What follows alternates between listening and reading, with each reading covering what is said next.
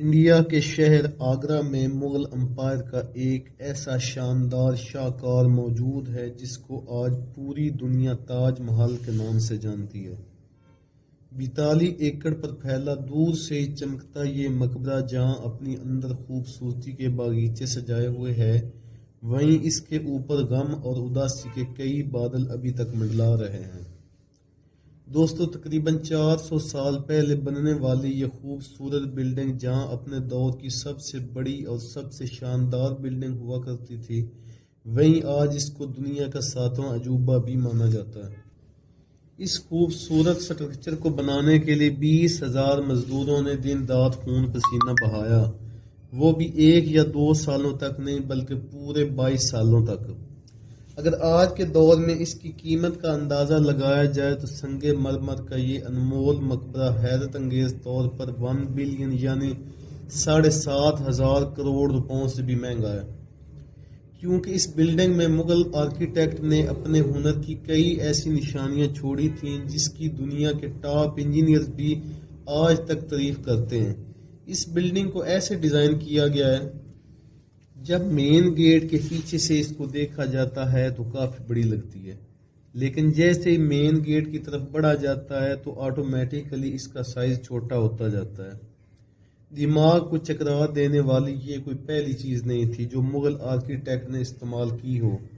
اس کے گرد چاروں میناروں کو بالکل سیدھا کھڑا نہیں کیا گیا بلکہ یہ مینار باہر کی طرف تھوڑے جھکے ہوئے ہیں، کیونکہ اگر ان کو سیدھا کھڑا کیا جاتا تو دور سے دیکھنے پر یہ اندر کی طرف جھکے ہوئے لگتے، جیسا کہ ان مسجدوں میں آپ دیکھ سکتے ہیں۔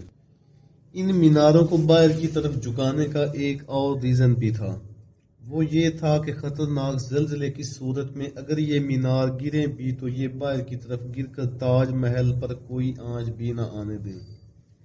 لیکن آخر مسئلہ کیا تھا کہ اس کو بنانے والے کسی بھی صورت اس پر ایک خراش بھی برداشت نہیں کر سکتے۔ تاج محل کے وہ کون سے راز تھے جن کو 400 سال پہلے چھپانے کی کوشش کی گئی؟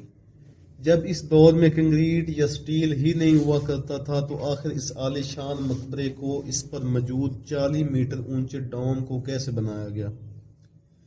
یہ سب اور اس سے بھی زیادہ آپ جان سکیں گے آج کی اس خاص ویڈیو میں۔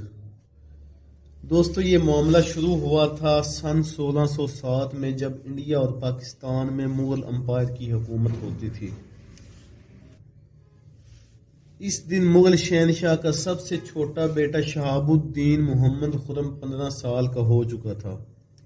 اسی کی سیلیبریشن کے لیے آگرہ فورٹ میں ایک پارٹی رکھی گئی تھی۔ خرم مغل بادشاہ کو سب سے زیادہ عزیز تھا، اسی لیے اس کو ہر جنم دن پر سونے، جواہرات اور ہیروں سے تولا جاتا تھا، یعنی جتنا وزن شہزادہ خرم کا ہوتا تھا اتنا خزانہ اس کے نام کر دیا جاتا تھا۔ لیکن اس جنم دن پر کچھ اور بھی خاص ہونے والا تھا۔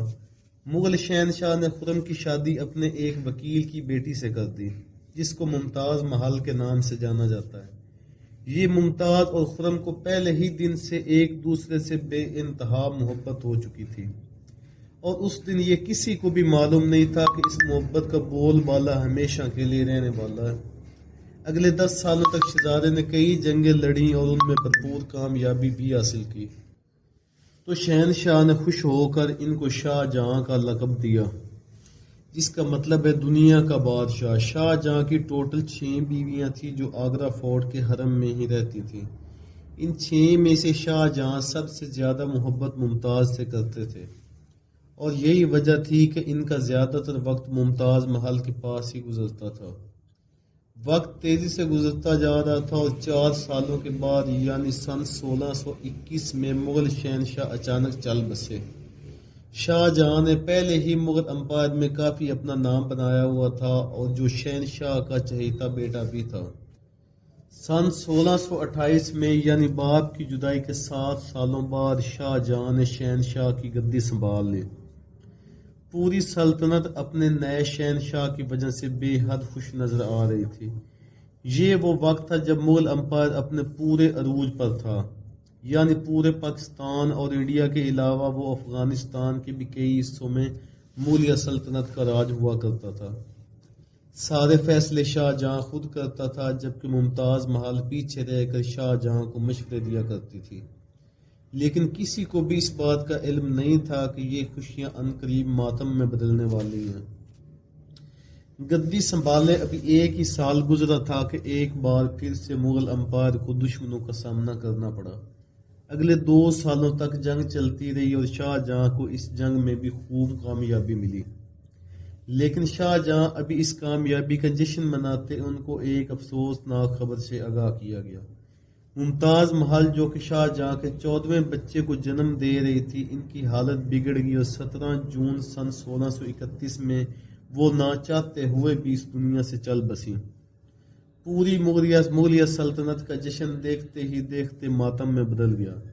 یہ جو خبر شاہ جہاں پر پہاڑ بن کر گری تھی، اس نے تو جیسے شاہ جہاں کی دنیا ہی ختم کر ڈالی۔ شاہ جہاں کی سب سے پہلی محبت اور ان کی سب سے عزیز بیوی ممتاز محل اس دنیا سے رخصت ہو چکی تھی۔ کہا جاتا ہے کہ اس غم کی پرچھائی نے شاہ جہاں کو کالے اندھیروں میں دھکیل دیا تھا۔ اگلے 8 دن تک انہوں نے کچھ نہیں کھایا پیا اور اگلے 2 سالوں تک انہوں نے کوئی موسیقی نہیں سنی اور نہ ہی کوئی خوشبو لگائی۔ ممتاز محل نے مرنے سے پہلے ایک آخری خواہش کی تھی کہ وہ چاہتی تھی کہ ان کی قبر دنیا کے سب سے خوبصورت مقبرے میں بنائی جائے۔ اس کام کو اور ممتاز محل کی آخری خواہش کو پورا کرنے کے لیے شاہ جہاں نے اپنی پوری دولت اور ساری زندگی وقف کرنے کا ارادہ کر لیا۔ ممتاز کے گزرنے کے 6 ماہ بعد یعنی 1632 میں ہی تاج محل کی کنسٹرکشن کا کام شروع کر دیا گیا۔ قریب 20,000 مزدور، پتھر تراش اور کاریگروں کو پوری سلطنت سے اکٹھا کیا گیا۔ لشکروں کے لشکر شاہ جہاں کے حکم پر آگرہ بلوا لیے گئے۔ کیونکہ ممتاز کی قبر یمنا ریور کی بغل میں موجود تھی، اسی وجہ سے اس جگہ پر دنیا کی سب سے خوبصورت بلڈنگ بنانا کافی مشکل ٹاسک تھا۔ ریور کے کنارے زمین کافی نرم ہوتی ہے اور اگر یہاں کھدائی کا کام کیا گیا تو پانی کا بہاؤ تاج محل کی فاؤنڈیشن کو بھی نقصان پہنچا سکتا تھا۔ اس مسئلے سے نپٹنے کے لیے مغل انجینئرز نے سب سے پہلے زمین کے اندر کئی کنویں کھدوانا شروع کیے۔ مزدور یہ کنویں تب تک کھودتے جب تک زمین خشک نہ ہو جاتی۔ ان کنووں کو گارے اور پتھروں سے بھرا گیا اور ان کے اوپر پتھروں کے بڑے بڑے کالم کھڑے کیے گئے۔ اس سارے کام کو انجام دینے کے لیے مزدوروں کے ساتھ ساتھ ہاتھیوں کی بھی ایک بڑی تعداد کو استعمال کیا گیا۔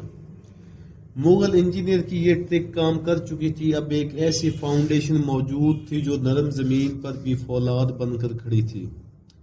فاؤنڈیشن کے بعد اب باری تھی ایک ایسے خوبصورت ڈیزائن کی جو آج سے پہلے کسی نے بھی نہ دیکھا ہو۔ ایک ایسا ڈیزائن جو پچھلے سارے ریکارڈ توڑ ڈالے۔ تاج محل کے ڈیزائن کا آئیڈیا بادشاہ شاہ جہاں نے اپنے باپ دادا کے مقبروں سے لیا تھا۔ باپ کے مقبرے سے میناروں کا آئیڈیا لیا گیا، دادا کے مقبرے سے بلڈنگ کور کا آئیڈیا لیا اور اپنے انکل کے مقبرے سے ڈوم کا آئیڈیا لیا۔ جب ان سارے ڈیزائن کو کمبائن کیا گیا تو ایک شاندار بلڈنگ کا ڈیزائن ابھر کر سامنے آیا۔ بلڈنگ کے سٹرکچر کو بنانے کے لیے لاکھوں نہیں کروڑوں اینٹیں موقع پر ہی بنائی گئیں۔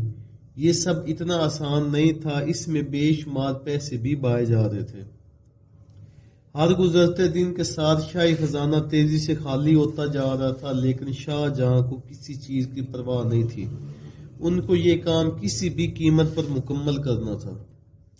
کہا جاتا ہے کہ تاج محل کی کنسٹرکشن میں اتنے زیادہ لوگ لگائے گئے تھے کہ ان کی وجہ سے آس پاس کے کئی علاقوں میں کھانا پینا ختم ہو گیا تھا۔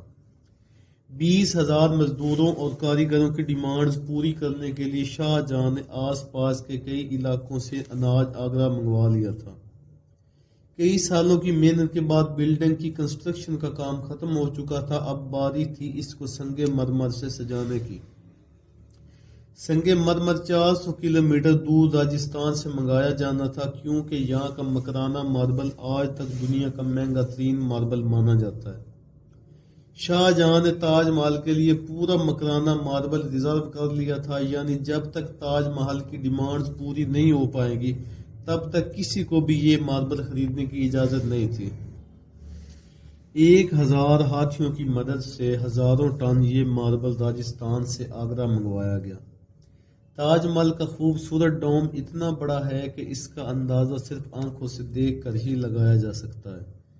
آج کل اس طرح کے ڈوم بڑی آسانی سے سٹیل سٹرکچر سے بنائے جا سکتے ہیں۔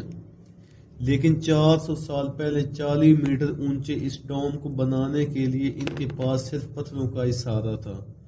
اس ڈوم کو بنانے کے لیے مغل انجینئر جو سٹریس کیلکولیشن کی تھی، ان کی آج کے انجینئر بڑی تعریف کرتے ہیں۔ تاج محل کی فنشنگ کے لیے اس کو پیٹرا ڈورا یا پتچن کاری سے ڈیکوریٹ کیا جانا تھا۔ پیٹرا ڈورا ایک ایسی کلاکاری کو کہا جاتا ہے جس سے قیمتی پتھر کو ماربل کے اندر تراش کر لگایا جاتا ہے۔ ماربل کو بڑی مہارت سے قیمتی پتھر کے ڈیزائن کے حساب سے تراشا جاتا ہے، پھر اس میں پتھر کو گلو کے ذریعے چپکایا جاتا ہے۔ تاج محل پر استعمال ہونے والی گلو بھی کوئی عام گلو نہیں تھی۔ کافی ریسرچ اور لیبارٹری ٹیسٹ کے بعد معلوم پڑا کہ یہ شیرہ، لیمن جوس اور سنگ مرمر کے پاؤڈر کو ملا کر بنائی جاتی تھی، اور سن سیٹ کے وقت یہ پوری بلڈنگ گولڈن کلر کی دکھائی دیتی ہے۔ پورے 22 سالوں کے بعد سن 1654 میں تاج محل کی کنسٹرکشن کا کام مکمل کر لیا گیا۔ شاہ جہاں اپنی بیگم کی یاد میں دنیا کا سب سے خوبصورت مقبرہ بنانے میں کامیاب ہو گیا۔ شاہ جہاں نے اس خوبصورت بلڈنگ کا نام بھی اپنی سب سے پیاری بیگم کے نام سے ہی رکھا۔ ممتاز محل سے اس کا نام تاج محل رکھا گیا۔ ہر سال شاہ جہاں ممتاز کی برسی پر یمنا ریور کے ذریعے تاج محل پر جایا کرتے تھے۔ شاہ جہاں کا یہ مہنگا ترین پروجیکٹ مکمل تو ہو چکا تھا، لیکن اس نے مغلیہ سلطنت کو تباہی کے کنارے پر لا کھڑا کیا۔ 4 سالوں بعد یعنی 1658 میں شاہ جہاں اور ممتاز کے اپنے ہی بیٹے نے تخت الٹ دیا اور خود مغل امپائر کا شہنشاہ بن گیا۔ شاہ جہاں جو پچھلے 30 سالوں سے اس تخت پر راج کر رہے تھے، اس کو قیدی بنا کر آگرہ فورٹ میں ہی بند کر دیا گیا۔ صرف ایک سہولت تھی جو شاہ جہاں کو دی گئی تھی، اور وہ یہ تھی کہ جس کمرے میں اس کو بند کیا گیا تھا، اس کی کھڑکی سے وہ تاج محل کو دیکھ سکتے تھے۔ 8 سال قید رہنے کے بعد 74 سال کی عمر میں شاہ جہاں بھی اس دنیا کو الوداع کہہ گئے۔ شاہ جہاں کا اب دوبارہ ممتاز سے ملنے کا وقت آ گیا تھا۔ ان کو تاج محل میں دفن کیا گیا۔ امید ہے دوستو ویڈیو آپ کو پسند آئی ہوگی۔ اس ویڈیو کو اپنے دوستوں کے ساتھ شیئر کریں اور چینل کو سبسکرائب کرنا بالکل نہ بھولیں۔